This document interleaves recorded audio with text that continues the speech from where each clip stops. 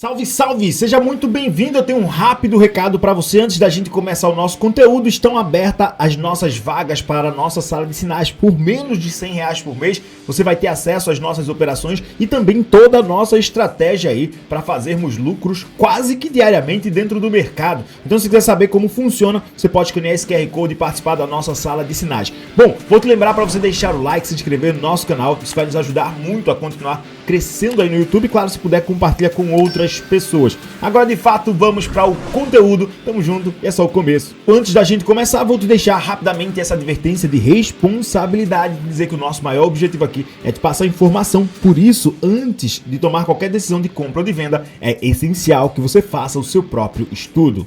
Quando falamos em bull market, essa aqui é uma das coisas que me preocupa para o cenário das altcoins. Eu vou te dar a minha opinião e você não precisa concordar. Tá tudo certo você discordar. Na minha opinião, o Bitcoin ele está sendo lido, a leitura que é feita pelo mercado global, ou aliás, pelo institucional, é de que sim, o Bitcoin pode funcionar como uma reserva de valor. Por quê? Porque reserva de valor é as pessoas que basicamente passam a acreditar que aquilo ali é efetivamente uma reserva de valor. Porque o ouro é importante? Simplesmente porque as pessoas acreditam que o ouro é importante. Por quê? Porque senão a gente poderia trocar ouro por um outro metal. As pessoas passaram a entender o ouro como uma reserva de valor e por conta disso o ouro é tão valioso quanto ele é. Tá? E aí o que é que acontece? Quando a gente fala em bull market, para a gente ter um mercado de alta, uma explosão dos preços no mercado para cima, a gente precisa entender que precisamos de um contexto chamado liquidez. Ou seja, nós precisamos que o dinheiro entre no mercado. Se o dinheiro não entra, não existe bull market. O mercado institucional, o setor institucional, as grandes empresas, começam a entender o Bitcoin ou como uma reserva de valor ou como o mundo começando a enxergar o Bitcoin como uma reserva de valor. Nesse contexto, Bitcoin pode estar subindo porque existe a leitura de que o Bitcoin como reserva de valor funciona, né? E por Bitcoin funcionar como reserva de valor, muita gente está se protegendo nele. E é por isso que o preço do Bitcoin está subindo.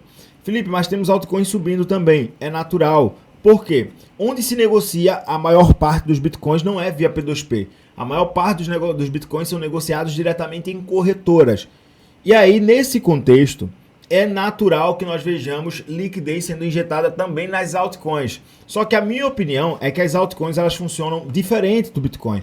Altcoins não são reserva de valor. As altcoins elas funcionam como startups. Ou seja, pequenas empresas que ao invés de você ter que abrir uma conta numa bolsa de valores, numa corretora credenciada a uma bolsa de valores, você abre a conta diretamente numa corretora de criptomoeda e tem mais facilidade de negociar esse ativo. Só que, na minha opinião, as altcoins elas funcionam como startups. Empresas de tecnologia ali que estão ligadas diretamente ao setor Web3 ou necessariamente ao mercado blockchain como um todo. E essas ações são vendidas na forma de tokens. E aí esses projetos se capitalizam através desses tokens, entregam uma série de benefícios e crescem ou não crescem a partir daí. Por que as altcoins estão subindo, ou algumas altcoins estão subindo de maneira mais brusca? Por conta do próprio Bitcoin, por conta da liquidez que é injetada dentro do Bitcoin. E nem toda essa liquidez acaba parando dentro do Bitcoin. Por quê? Tem gente que olha assim, eu não vou comprar Bitcoin porque Bitcoin é muito caro. E essa liquidez acaba indo para, para Ethereum, para XRP, para Shiba Inu, para Flock, não importa. Acaba indo para outros lugares. Nesse quesito, nós precisamos ter clareza a respeito de uma coisa. Mercado norte-americano. Por quê? Como a reserva de trocas internacionais, a moeda de trocas internacionais é o próprio dólar, naturalmente precisamos entender como está a saúde do próprio dólar para saber se necessariamente teremos mais injeção de liquidez dentro dos mercados. Nesse quesito, presta atenção nessa matéria aqui, que diz o seguinte: pirâmide financeira da dívida dos Estados Unidos vai implodir, gerando crise pior que a de 2008, de acordo com o economista. Isso aqui é um texto opinativo, tá? Calma aí. Bom, Apesar de dados de crescimento econômico de crescimento dos Estados Unidos terem superado as expectativas na semana passada, quando saíram os dados do Produto Interno Bruto, alimentando aí o otimismo de que uma recessão será evitada, muitos economistas veem os números como enganosos e alertam para uma crise iminente, incluindo um colapso financeiro. Tem até economista falando que as altas do PIB, ou pelo menos o pequeno crescimento sobre o PIB norte-americano, foi ali a melhora da morte, né? Quando o paciente ele melhora um pouco, quando está saindo da UTI, para basicamente ir embora. Em um podcast recente, o controverso economista Peter Schiff, que inclusive é contraríssimo ao Bitcoin, voltou a prever um cenário catastrófico, alegando que ele já está em curso de forma subreptícia. Ninguém percebe que esta crise começou, mas acredita em mim, ela começou de acordo com o Schiff, comparando com o que aconteceu na crise de 2008, a crise dos subprimes, que não começou apenas com o Lehman Brothers, quando o Lehman Brothers quebrou, sugerindo que os sinais antecipados da grande crise financeira foram ignorados até que efetivamente ele aconteceu. Ele destacou que a razão pela qual o Lehman Brothers, Bear Stearns, Fannie e Freddie AG e todas as empresas que quebraram foi a sua exposição ao mercado imobiliário. O pessoal estava extremamente alavancado nesse setor do mercado, que foi o primeiro setor a cair, com os empréstimos que basicamente não fazia nenhum sentido. E ressaltou que a exposição era evidente por anos, mas especialmente em 2007, quando o mercado subprime implodiu, argumentando que qualquer um com o mínimo de senso crítico seria capaz de entender o que está por vir naquela época. É engraçado, porque naquela época apenas algumas figuras entenderam isso, né? Ele lamentou que a maioria das pessoas em Wall Street eram tão ignorantes que sequer chegavam a ser ingênuas e por isso não conseguiu entender o que se passava até que a crise explodiu lá na metade de 2008. Ele também enfatizou aí que a próxima crise será muito maior porque os problemas subjacentes são mais graves. E aí, de acordo com eles, são os mesmos problemas do passado, ou seja, temos um setor financeiro extremamente alavancado. Como assim alavancado? O dinheiro que gira dentro desse setor é um dinheiro especulativo muito acima da realidade, tá? Só que agora eles são muito maiores do que os problemas que tínhamos antes. Observando que, em vez de resolvermos os problemas, nós o adiamos e agora pioramos. E agora temos que arcar com as consequências. Também afirmou que a economia e a dívida norte-americana são esquemas de Ponzi em colapso. Bom, segundo ele, o que acontece quando as pessoas percebem o que é um esquema Ponzi? Basicamente, não querem mais participar e todo mundo sai dele. Se todo mundo sair das reservas de dólar, isso quebra os Estados Unidos como um todo. Por quê? A dívida norte-americana agora gira na casa do absurdo, passando da marca de 34 trilhões de dólares. Nós estamos falando aí do setor do mercado cripto, basicamente 33 vezes. Se você pegar aí, aliás, não daria 33 vezes não, daria aí próximo de 29 a 20, a quase 30 vezes. Mas, porque a gente está ali próximo de 1,2 trilhões de dólares. Mas em resumo, seria aí o mercado cripto quase que 34 vezes. Dentro desse contexto, nós temos uma dívida muito, mas muito absurda por parte dos Estados Unidos. E, naturalmente, nós não sabemos até onde essa dívida vai chegar. Dentro desse contexto, nós temos as tentativas do Banco Central norte-americano de tentar conter o dólar, porque você tira o dólar de circulação para tentar conter a inflação. A inflação, ela demonstrou bons sinais de recuo, porque em 2022, a inflação chegou lá a basicamente 9%.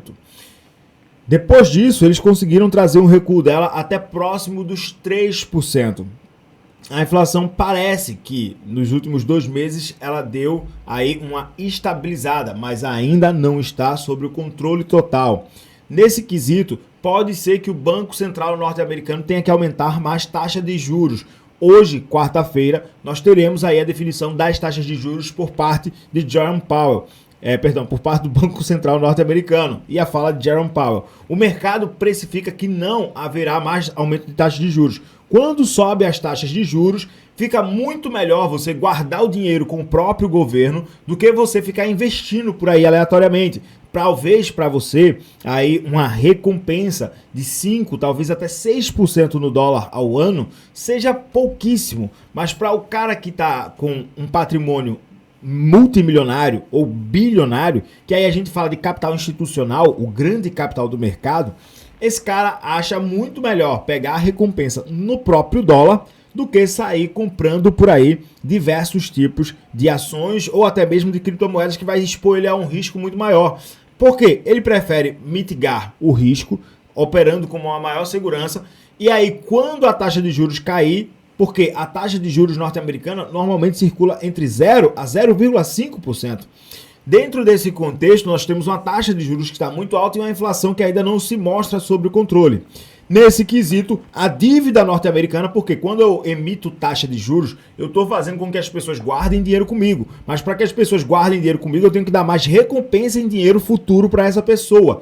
E aí, em resumo, os Estados Unidos não têm mais como pagar a sua própria dívida. Por quê? Simples. Basicamente, quando a gente olha para o próprio funcionamento, essa dívida de 34 trilhões de dólares e basicamente a cada 45 dias o governo norte-americano precisa estourar o teto de gasto, dia 17 de novembro, ou seja, daqui a basicamente 2 semanas, nós teremos aí mais uma vez os Estados Unidos ficando com a corda no pescoço e a gente não sabe se vão ter que aumentar o teto da dívida mais uma vez, se vão ter que criar dinheiro do nada, que a gente fala de imprimir dinheiro, ou se Jerome Powell precisaria reverter a contenção do dólar para uma expansão monetária. Se houver expansão monetária, existirá liquidez dentro do mercado. Existindo liquidez dentro do mercado, naturalmente nós veremos todos os mercados subindo, S&P 500, Nasdaq, Bitcoin, altcoins, né? Só que agora ainda estamos no momento de contenção do dólar. Felipe, e da onde está vindo esse dinheiro que está vindo para o mercado cripto? Basicamente por conta da prerrogativa de liberação, né, de aprovação dos fundos imobiliários fundos de investimento de Bitcoin à vista, de negociação de Bitcoin à vista, está fazendo com que muita gente se proteja já comprando o próprio Bitcoin. Inclusive esses grandes fundos de investimento, temos aí a BlackRock, a Invesco, agora a Fidelity e também a VanEck sinalizando que já estão comprando Bitcoin.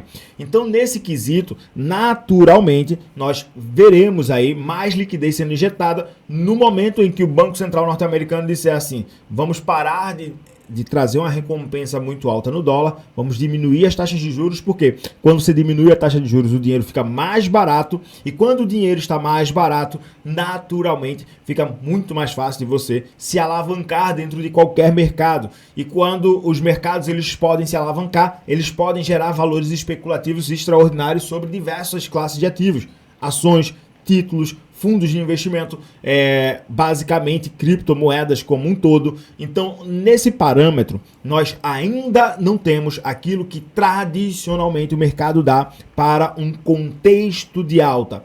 Contudo, nós já estamos em um período pelo qual precisamos observar que sim, por possibilidade de proteção, o preço do Bitcoin continuará subindo. E claro que se o preço do Bitcoin continuar subindo por conta do institucional possivelmente se protegendo em Bitcoin, naturalmente a gente vai ver algumas altcoins se descolando, né? Fazendo movimento de 10, 20, 30, 40, 100%. Só que a gente não vai ver ainda movimentos ultra expressivos das altcoins, subindo 2, 3, 4, 5 mil por cento. Quando digo isso, digo as altcoins como um todo, né? Porque a gente teve aí, por exemplo, o TRB fazendo mais de 1000% de valorização. Mas no contexto geral, para a gente ver o mercado todo subindo, nós precisamos de injeção de liquidez e essa injeção de liquidez ainda não está acontecendo. Baseado nisso, tem uma coisa que eu quero mostrar aqui para vocês, que é o seguinte: diante de todo esse contexto de possibilidade de corrida de alta, a gente precisa entender que no cenário macro, o Banco Central norte-americano ainda está contendo o dólar. A última corrida de alta, como foi o impacto da última corrida de alta? Basicamente, em 2019, nós tínhamos ali quase 4 trilhões de dólares circulando no mercado, 3,8. Chegamos em 17 de fevereiro de 2020, antes da crise sanitária global, a 4 trilhões 171 bilhões de dólares em circulação. Pós-crise sanitária global, chegamos a um pico no qual o dólar chegou a quase 9 trilhões. 8 trilhões 955 bilhões de dólares. E aí, só que todo esse dinheiro que foi injetado aqui foi um dinheiro gratuito. Por quê? A taxa de juros era extremamente baixa, então você pegava quase que o dinheiro pelo próprio dinheiro, né? Não tinha um empréstimo muito caro para você conseguir. Quando eu falo isso, são os grandes bancos, tá? E aí, lógico, depois tem a crise da inflação e, lógico, também a contenção do dólar através do aumento dos juros. Basicamente, estamos chegando aí a quase 8 trilhões de dólares, 7,9 trilhões de dólares neste exato momento. E a partir do momento em que o Federal Reserve, o Banco Central norte-americano, começar a criar o pivô, o que é o pivô? É quando você sai desse período de contenção do dólar para uma expansão monetária, tá? Basicamente aqui, ó, a gente tem dois movimentos muito claros, onde nós temos aí de 2008 para frente uma expansão do dólar, né? Essa expansão, ela basicamente não teve uma correção absurda, né? Ela seguiu aí até próximo de começo de 2019, teve uma pequena contenção, depois uma nova explosão. É o que eu acredito que poderá acontecer. Nós estamos num período onde estamos tendo a contenção, mas a gente não vai fazer movimentos de quebra muito absurdo. Vamos chegar aí a 5 trilhões de dólares, a 4 trilhões de dólares em circulação no mercado. Não, daqui a pouco se criará o pivô. Por quê? Porque os Estados Unidos ou imprime mais dinheiro e se lasca com a inflação interna, e lógico, inflação global também, ou basicamente quebra e perde a sua hegemonia. E aí você reflita sobre qual é que deve ser a opção dos norte-americanos. De coração, espero que você tenha gostado desse conteúdo. Se gostou, vê se já deixou o like, já está inscrito no nosso canal. Vou também te fazer o convite para participar do nosso canal do Telegram, completamente gratuito, através do segundo link que está fixado aqui na nossa descrição. No mais, deixa aqui através dos comentários tua opinião, se você gostou desse vídeo, ou inclusive se você quer alguma análise diferente. Tamo junto, é só o começo, que Deus multiplique demais sobre a tua vida, abençoe teus investimentos e até o nosso próximo vídeo.